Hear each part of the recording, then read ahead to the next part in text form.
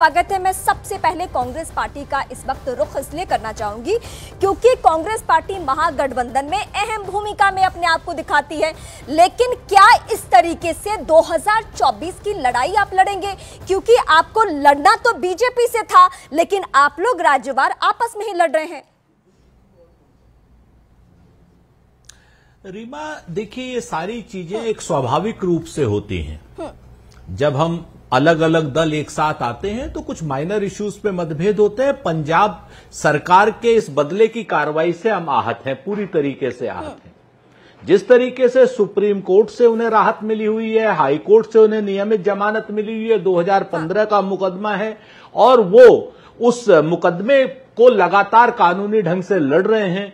ऐसे में खैरा साहब के खिलाफ इस तरीके की कार्रवाई स्वीकार्य नहीं है, इसमें कहीं कोई दो राय नहीं। चूंकि भगवंत मान साहब पूरी तरीके से व्यक्तिगत दुश्मनी पर आमदा हैं, उसका हम हर कीमत पर विरोध करेंगे। लेकिन इसका मतलब यह नहीं है कि राष्ट्रीय स्तर पर गठबंधन पर कोई फर्क पड़ेगा। राज्यवार हम तमाम तरीके के हमारे मतभेद हैं। हमारे पंजाब में मतभेद है, हमारे दिल्ली में मतभेद है, हमारे बंगाल में भी मतभेद है। लेकिन इसका मतलब राज्य स्तर के ये मतभेद बयानों तक सीमित नहीं है। ये मतभेद अब ये है कि पंजाब में हम अकेले लड़ेंगे, आम आदमी पार्टी कहती है, तो कांग्रेस पार्टी कहां हरियाणा में कहती है कि 10 लोकसभा की सीटों पे हम अकेले लड़ेंगे। सीट शेयरिंग कैसे करेंगे अगर इस तरीके की लड़ाई राज्यवार चली तो? ये सीट शेयरिंग रीमा के घर में या स्टूडियो में बैठ के तो करेंगे नहीं रीमा जी। सच बात तो ये है कि हमने तो कहा ना कि हम लोग तो मतभेद हैं, हम में मतभेद हैं, लेकिन हम बातचीत करके उन मतभेदों को सुलझा रहे हैं। लेकिन आपको एक चीज नहीं दिखाई दे रही आश्चर्यजनक रूप से रीमा जी, हमारे तो मतभेद है, इसके बाद भी हम साथ हैं। लेकिन भारतीय जनता पार्टी से उनका सबसे प्रमुख घटक दल एआईडीएमके भी 3 दिन पहले छिटक गया।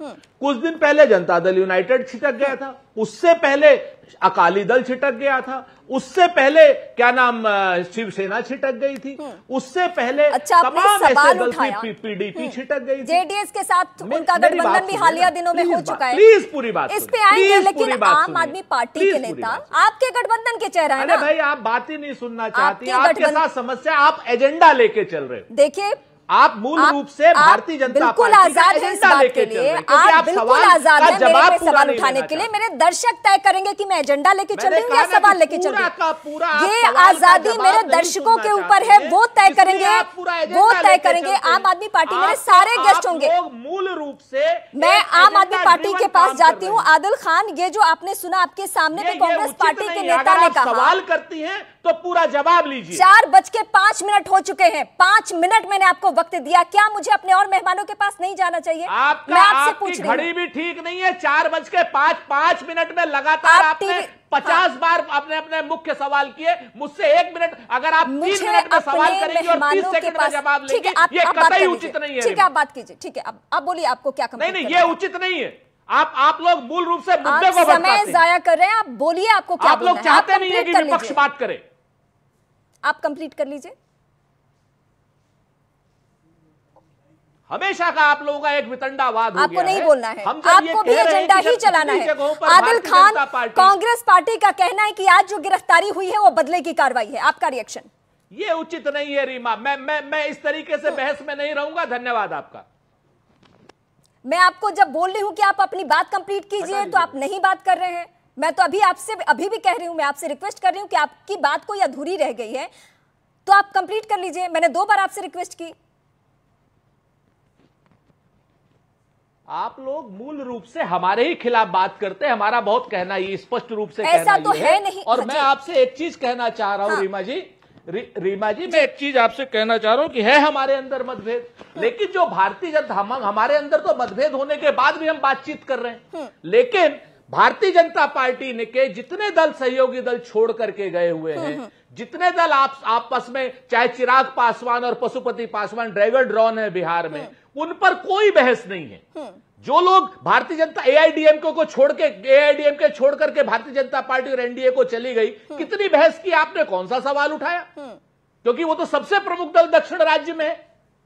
अब मैं आपसे उसके बाद भी करूंगी हम तो आप जवाब कहेंगे देने कि के मैं लिए एजेंडा तैयार चलाती हैं, हूं। लेकिन आप लोग कहीं ना कहीं किसी वितंडावाद को वो करते हैं। ठीक है, मैं बीजेपी का रुख करती हूँ इस वक्त। मनजिंदर सिंह सिरसा सर, आपसे मैं यही सवाल लेना चाहूंगी कि आरोप आप पे भी लग रहा है कि आपके भी सहयोगी दल छोड़ के चले जाते हैं, आपके भी जो करीबी नेता हैं वो सवाल उठाते हैं, लेकिन फूट आप में भी दिखाई जाती है, जो महागठबंधन के फूट पे अगर हम सवाल पूछ रहे हैं तो। नहीं, देखिए, हमारा जो छोड़ के चले गया वो चले गया। हमने कभी ये नहीं कहा इनकी तरह कि नहीं हम हैं तो इकट्ठे, लेकिन हैं हम अलग अलग। अच्छा, आप इकट्ठे कैसे तो अलग अलग कैसे हैं? देखिए, चुनाव तो हम अलग अलग लड़ेंगे, लेकिन करप्शन के मसले में हम इकट्ठे हैं। हमने कभी ये नहीं कहा। हम कहते हैं हम अलग हैं भाई। हम श्रोमणी अकाली दल से हमारा नहीं अलायंस तो नहीं है भाई। आज हमारा शिवसेना जो बाल ठाकरे जी के बेटे की है, उद्धव ठाकरे की, उससे हमारा अलायंस नहीं है तो नहीं है जी। हमारा ये नहीं है कि जी हम हैं तो इकट्ठे, लेकिन हम हैं अलग अलग भी। अच्छा भाई, आप इकट्ठे क्यों हो? हम पैसा इकट्ठा करने को तो इकट्ठे हैं जी, करप्शन करने को तो इकट्ठे हैं जी, जेल में जाएंगे तो इकट्ठे हैं जी। दो बयान जरा मैं कोट करना चाहती हूं आपके सामने कि ये जो महागठबंधन के प्रमुख चेहरे हैं, उनके तरफ से अधीर रंजन चौधरी जो कि कद्दावर लीडर है कांग्रेस पार्टी को, या ममता बनर्जी के लिए कैसे शब्दों का इस्तेमाल करते हैं कि विदेश जाती हैं मौज मस्ती करने के लिए, फिर कहते हैं कि ये जो डेंगू है ये ममता डेंगू है, सरकार का डेंगू है। इस तरीके से गठबंधन में बातें आ रही हैं। मैं आपको इसलिए कह रहा था, थोड़ा सा आपको मेरे को 10 सेकंड मेरे को देना। बिल्कुल। क्योंकि जब बिना आइडियोलॉजी के, हमारी आइडियोलॉजी क्या है, हम पूछते हैं कि आप देश की बात करोगे? हाँ जी करेंगे, तो आप हमारे साथ आ जाइए। हम देश को आगे ले जाने की बात करते हैं, आप करोगे? हाँ जी करेंगे, तो आप हमारे साथ आ जाइए। हम चाहते हैं कि गरीब के घर में चूल्हा जले, हम चाहते हैं कि एक औरत का सम्मान बढ़े, क्या आप हमारे साथ हो? हाँ जी हैं, तो आ जाओ। अब ये क्या पूछते हैं? ये पूछते तुमने घोटाला किया है? कह रहे जी किया, तो कह रहे आ जाओ। कह रहा तुम ईडी ढूंढ रही है? हाँ ढूंढ रही है, तो हमें भी ढूंढ रही है, आ जाओ।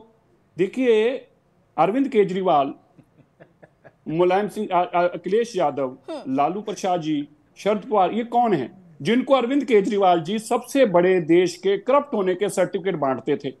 कहते थे इनसे बड़ा चोर नहीं, कहते सोनिया को जेल में डाल दो तो करप्शन ही खत्म हो जाएगी। कहा जाता है कि राजनीति में सहूलियत के हिसाब से, अब मेरी बिनती सुनिए। अब शरद पवार जी ने कल क्या कहा?